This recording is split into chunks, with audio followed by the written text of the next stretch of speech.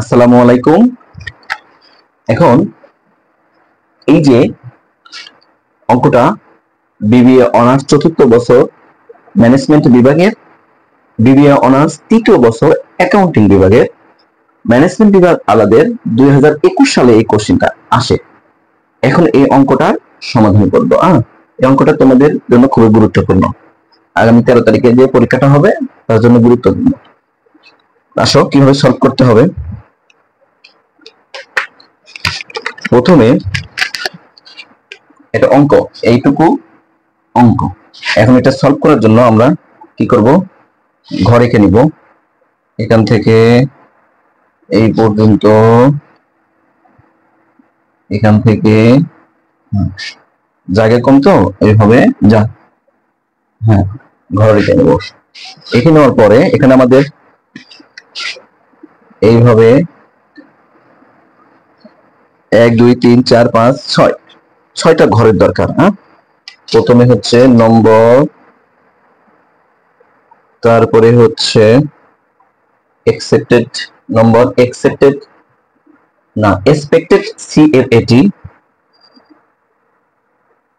এরপরে হচ্ছে certainty equivalent quotient, আরো তিনটা দরকার। আমরা অঙ্ক করব।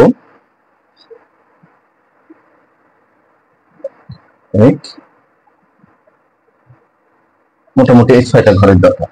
উপরে তোমরা লিখে নিবা যে ক্যালকুলেশন সলভ, এখানে লিখলাম সলভ। সলভ এটা পরীক্ষা হলে লেখার দরকার নেই, তোমাদের বোঝার সুবিধার্থে। উপরে লিখবা ক্যালকুলেশন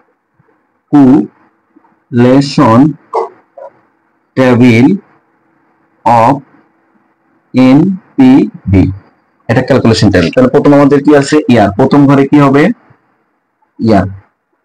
ইয়ার লিখে নিলে তারপরে কি হবে, এক্সপেক্টেড সিএফএটি, এক্সপেক্টেড সিএফএটি এটা কিসে আছে, 1000 আছে। টাকা, টাকা THUSAND 1000। এরপরে কি আছে, certainty equivalent quotient, CR certainty equivalent quotient, ইউটিআইএনটি কোশেন্ট। এরপরে অঙ্ক সমাধান করে আমরা অ্যাডজাস্টেড সিএফএটি পাবো। অ্যাডজাস্টেড সিএফএটি, অ্যাডজাস্টেড সিএফএটি এটা কিভাবে পাবো, এই যে এক্সপেক্টেড সিএফএটি আছে না, এটাকে সিই দিয়ে, এটা সংক্ষেপে সিই, কিভাবে পাবো, সিএফএটি গুণন সিই। এরপরে PV factor, PV factor, PV factor এই যে 6% এখানে দেওয়া আছে, তো পিভি ফ্যাক্টর অফ 6%। এরপরে আমাদের বের করতে হবে কি, পিভি, টোটাল পিভি। এই যে অঙ্কটা দেওয়া আছে, অঙ্কটা আবার আমরা শুরুতে পড়ি, অঙ্কটা পড়ে তারপর আমরা সমাধান করব। বলতেছে 2021 সালে ম্যানেজমেন্ট ডিপার্টমেন্ট বিভাগের 4 নম্বর প্রশ্নে আসা। দেখো বলতেছে a company employs certainly equivalent approach in the evaluation of risk investments।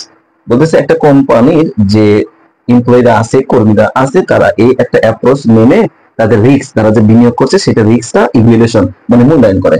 The capital budgeting department of the company, এই ক্যাপিটাল বাজেটিং যে ডিপার্টমেন্ট, এই কোম্পানির যে মূলধন বাজেটিং যে ডিপার্টমেন্ট বিভাগটা আছে, has developed the following information regarding a new project. এখন এই যে মূলধন বাজেটিং যে বিভাগটা আছে, তারা নিচের যে তথ্যগুলো দেওয়া আছে এই অনুযায়ী তারা একটা নতুন প্রজেক্টের কাজ করবে, উন্নতি করবে। আসলে কি কোম্পানিটা ভালো হবে, কোম্পানিটা প্রজেক্টটা গ্রহণ করা যাবে না গ্রহণ করা যাবে না, একটা নতুন কোম্পানি এরা খুলতে যাচ্ছে বা প্রজেক্ট খুলতে যাচ্ছে। আচ্ছা, এখন এখান থেকে 0 বছর থেকে 5 বছর দেওয়া আছে, মানে 0 বছর থেকে 5, তার মানে কি 6 বছরে। এখানে এক্সপেক্টেড সিএফএটি এখানে কিসে দেওয়া আছে, 1000 মানে 1000 টাকা দেওয়া আছে। এরপরে দেওয়া আছে সার্টেইনটি ইকুইভ্যালেন্ট কোশেন্ট, তার টাকার অনুপাতিক দেওয়া আছে। এখানে থাউজেন্ড বলছে 200,000, 160,000, 140,000, 130,000, 120,000, 80,000 এগুলো দেওয়া আছে। নিচে বলা আছে the firm's capital cost of equity capital is 18%, বলছে কস্ট অফ ক্যাপিটাল হবে 18%, it's cost of debt is 9%, এটার যে কস্ট অফ ডেট এটা হবে 9%, and the risk less rate of interest in the market on the government securities is 6%. এই যে 6% এটা দিয়ে আমাদের অঙ্ক করতে হবে, পিভি ফ্যাক্টর বের করতে হবে। should the project be accepted, আমরা জিজ্ঞেস করতে এই প্রজেক্টটা কি গ্রহণ করা উচিত না বাদ দেওয়া উচিত। তা এখানে আমরা পাবো এনপিভি বের করার পর এনপিভি যদি পজিটিভ আসে গ্রহণ করা উচিত, এনপিভি যদি নেগেটিভ আসে তাহলে এটা বাতিল, নট অ্যাকসেপ্টেড। তাহলে আমরা অঙ্কটা করি। প্রথমে এই যে ইয়ার দেওয়া আছে এখান থেকে প্রথমে 0 ইয়ার, তারপরে 1, 2, তারপরে 3, তারপরে 4, তারপরে 5, 5 বছরের দেওয়া আছে। এক্সপেক্টেড রিটার্ন এখানে 200 দেওয়া আছে ব্র্যাকেটে, তার মানে এটা হচ্ছে ঋণাত্মক। এরপরে 160,000, 140,000, 130,000, 120,000, 80,000। আচ্ছা, এরপরে সার্টেনটি ইকুইভ্যালেন্ট কোশেন্ট এটা দেওয়া আছে মানটা। প্রথমে কি প্রথম 0 বছরে 1.0, দ্বিতীয় প্রথম ফার্স্ট ইয়ারে দেওয়া আছে 0.08, তারপরে 0.7, থার্ড ইয়ারে দেওয়া আছে 0.6, ফোর্থ ইয়ারে দেওয়া আছে 0.4, 5 ইয়ারে দেওয়া আছে 0.3। এই যে মানটা দেওয়া আছে আমরা তুলে নিলাম। এখন এখান থেকে অ্যাডজাস্টেড সিএফএটি দিতে হবে। সিএফএটিটা হচ্ছে cash flow after tax, tax দেওয়ার পরে ফলোটা কি হবে কোম্পানির। এখন এটা কিভাবে পাবো, এটা এই যে এক্সপেক্টেড সিএফটি আছে না আর সার্টেনটি ইকুইভ্যালেন্ট, এইটা আর এইটাই টাকাটা গুণ করে আমরা পাবো। গুণ করলে 1 দিয়ে গুণ করলে 200, এটা যেহেতু নেগেটিভ ব্র্যাকেটের মধ্যে রাখতে হবে। এই যে 0.8 দিয়ে 160 কে গুণ করলে আমরা পাবো হচ্ছে 128, তোমরা ক্যালকুলেটরে গুণ করতে পারো। এই 160 কে 0.8 দিয়ে গুণ করলে পাবো 128, 140 কে 0.7 দিয়ে গুণ করলে পাবো হচ্ছে 98, 130 কে 0.6 মানে 0.6 দ্বারা গুণ করলে আমরা পাবো হচ্ছে 78। এবার 120 কে 0.4 দ্বারা গুণ করলে আমরা পাবো 48। এবার 80 কে মানে 80 কে 0.3 দিয়ে গুণ করলে আমরা পাবো হচ্ছে 24। তোমরা ক্যালকুলেটরে হিসাবটা মিলিয়ে দেখবা গুণ করা। এখন এই যে পিভি ফ্যাক্টর এখানে দেওয়া আছে 6%, এটা আমরা কেমনে বের করব? পিভি ফ্যাক্টর বের করার একটা সূত্র আছে। পিভি ফ্যাক্টর বের করার আমি এখানে করে দিচ্ছি যে এই পাশে করতেছি। পিভি ফ্যাক্টর বের করার সূত্র হচ্ছে 1 divided 1 plus i to the power n। এখানে যে কয় বছরের হবে সেই বছরটা দিতে হবে। তাহলে আমি 0 বছরে যদি আমি পিভি ফ্যাক্টর বের করি তাহলে 0 বছরে পিভি ফ্যাক্টর বের করলে কি হবে, পিভি ফ্যাক্টরটা হবে 1 0 বছরের পিভি ফ্যাক্টর 1.00। এখন বলতেছে এই পিভি ফ্যাক্টর আমি 2 বছরে বের করব, তাহলে এখানে লিখবো 1 প্লাস এই আইটা হচ্ছে এই পার্সেন্টেজ, তার মানে কি 6% আছে। 100 দিয়ে ভাগ করলে আমরা জানি পার্সেন্টেজ থাকলে তাকে 100 দিয়ে ভাগ করতে হয়, পার্সেন্টেজ থাকলে 100 দিয়ে ভাগ করতে হয় পার্সেন্টেজ উঠে দিয়ে। আর সবচেয়ে সহজ নিয়ম হচ্ছে যখন এক ঘর থাকবে তখন 2 ঘর পরে দশমিক বসাতে হবে। তাহলে 6 নিজে একটা সংখ্যা, তারপরে শূন্য বসাতে হবে, এই যে 2 ঘর পরে দশমিক বসে। তাহলে এখানে আমরা দ্বিতীয় বছরে বের করব, তাহলে 1.1 প্লাস 0.06 টু দি পাওয়ার 2, না এখানে 1, এখানে 0 বছরে বের করছি তাহলে 1 হয়েছে। আর প্রথম বছরে 1 বছরে বের করলে হবে 0.943। এভাবে আমরা প্রত্যেক বছর এখানে 1 বের করলাম মানে 1 বছরের, দ্বিতীয় বছরে যদি বের করি এইভাবে তোমরা পিভি ফ্যাক্টরটা বের করতে পারো এই পাশে। তো আমি সুবিধার্থে এটা লিখে রাখছি, বইয়ের শেষে দেওয়া আছে, তোমাদের বইয়ের শেষে দেওয়া আছে পিভি ফ্যাক্টর মানটা তুমি দেখে দেখে পরীক্ষার হলেও নিয়ে যেতে পারবা। এটা শীট আছে, এটা নিয়ে যাওয়া যায় বৈধ, পরীক্ষা হলে আমরা যদি পারো এভাবে বের করতে পারবা। এখন দ্বিতীয় বছরে পিভি ফ্যাক্টরটা কত হবে, 0.890। এরপরে তৃতীয় বছরে পিভি ফ্যাক্টর হবে 0.84।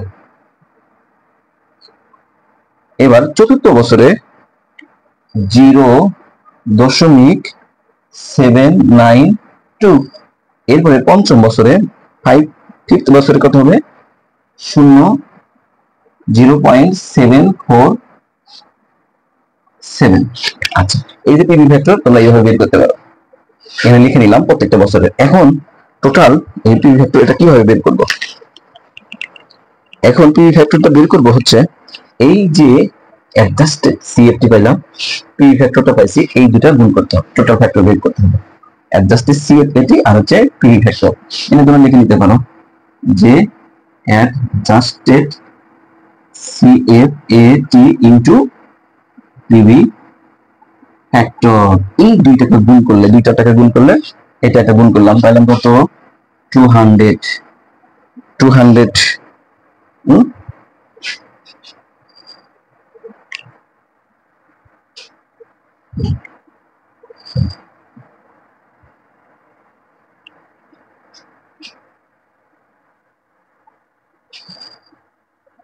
200।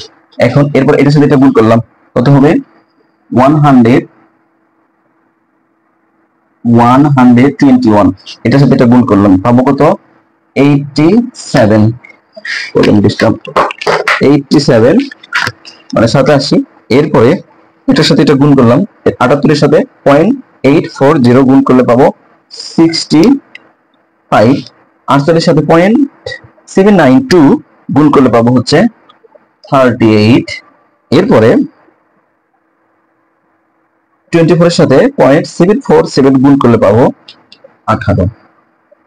তো এই যে এখানে আমাদের টাকা 1000 আছে, তাহলে এটা হচ্ছে 200,000। তো এই সবগুলো আমরা যোগ করে যখন দেখব, এখানে এই 200 থেকে এগুলো যোগ করে আমরা পাবো হচ্ছে 329। এখানে পয়েন্ট আসলে পয়েন্ট যখন 50 এর উপরে যাবে, 70 উপরে যাবে, তোমরা আমরা এক ধরে নিব। যেরকম 120.70 এভাবে আছে, তো আমরা ওই 70 কে পয়েন্টের পরে এটা এক ধরে নিচ্ছি। তো এগুলো যোগ করলে হয় 329। এখান থেকে এই বিয়োগটা মাইনাস, মানে ব্র্যাকেটের মধ্যে যেটা থাকে এটা ঋণাত্মক, এটা বাদ দিতে হয়। তাহলে হবে কত 319 থেকে 200 বাদ দিলে 100 মানে 129 মানে 129।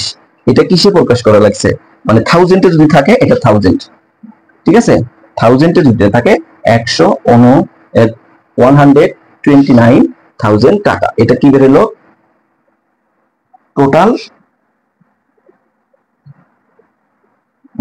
না এনপিভি। কিসের টোটাল এনপিভি। তা এখানে তো মাইনাস ফিগার আসে, যেহেতু মোট আছে কত 329, এখান থেকে 200 বাদ দিলে তাহলে কি হলো 129। এটা হচ্ছে প্লাস ফিগার, তার মানে এটা ধনাত্মক। তাহলে এটা যদি ধনাত্মক হয় তাহলে প্রজেক্টটা আমরা গ্রহণ করবো, অ্যাকসেপ্টেড।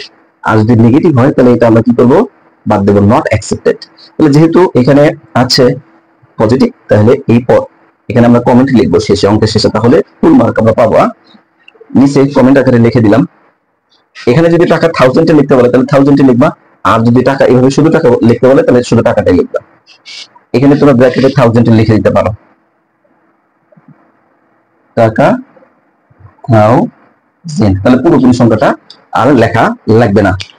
আচ্ছা, এরপরে কমেন্টটা কি হবে, কমেন্টটা তুমি লিখতে পারো কমেন্ট যে